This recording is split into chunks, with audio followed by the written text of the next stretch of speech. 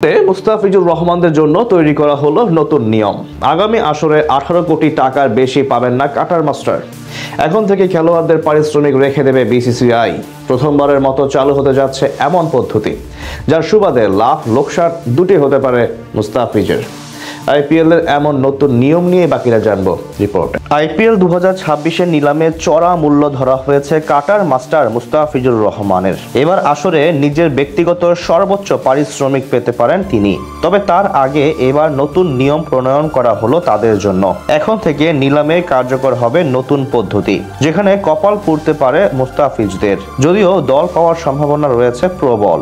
দুনিয়ার সেরা franchise tournament বলা হয় ইন্ডিয়া প্রিমিয়ার লিগকে। প্রতি বছর বিশ্ব ক্রিকেটের সব নামিদামি তারকারা মাঠ মাতান এখানে। তাছাড়া কোটি কোটি টাকার খেলা মেলা হয় নিলামে, যদিও সেটা বন্ধ হতে যাচ্ছে 2026 আসরে।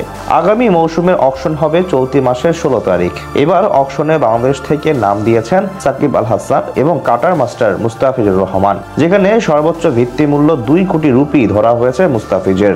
আইপিএল এর সবশেষ কয়েক আসরে নিয়মিত মুখ মুস্তাফিজুর রহমানের। বল হাতে সেখানে বেশ উজ্জ্বল ছিলেন তিনি। তাছাড়া চলমান বছর অসাধারণ সময় কাটিয়েছেন সংক্ষিপ্ত ফরম্যাটে।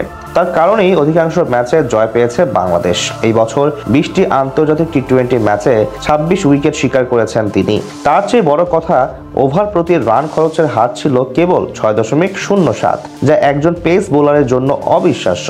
গড় 18 নিচে। এমন দুর্দান্ত পারফরমেন্স করেই আইপিএল এর দলগুলোকে বার্তা দিয়ে রেখেছেন মুস্তাফিজ। গত সিজনে মাত্র 3 ম্যাচের জন্য খেলেছিলেন দিল্লি ক্যাপিটালসের হয়ে। সেখানে নিজের জাত চিনিয়ে দিয়েছেন ভালোভাবেই।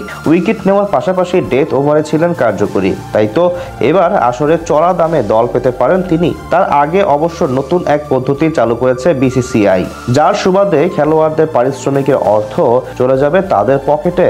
এবার আইপিএল এ হবে মিনি নিলাম, যেখানে খালি আছে মাত্র 77টি স্লট, যার মধ্যে বিদেশি ক্রিকেটার 31 জন। আসন্ন মিনি নিলাম টেবিলে অনেক বিদেশি ক্রিকেটারদের নিয়েই ঝড় উঠতে পারে। কিন্তু যতই দাম উঠুক না কেন, বিদেশিরা চাইলেই যত ইচ্ছা টাকা পকেটে ভরতে পারবে না।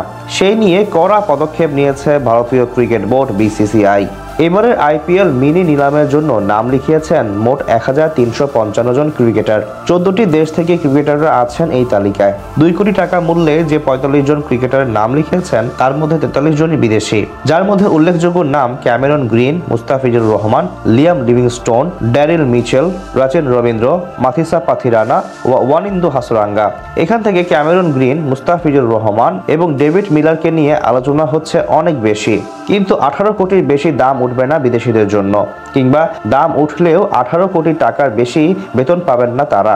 আইপিএল এর নতুন নিয়ম বলছে সর্বোচ্চ রিটেনশন মূল্য 18 কোটি টাকা। মিনি নিলামে তার চেয়ে বেশি টাকা কোনো বিদেশির দর উঠবে না। আর যদি ওঠে, তাহলে সেই টাকা যাবে বিসিসিআই এর পকেটে। অর্থাৎ মুস্তাফিজুর রহমান বা অন্য কোনো বিদেশি যদি 20 কোটি টাকাও পায় নিলাম থেকে, তাহলে 2 কোটি টাকা নিয়ে যাবে ভারতীয় ক্রিকেট বোর্ড।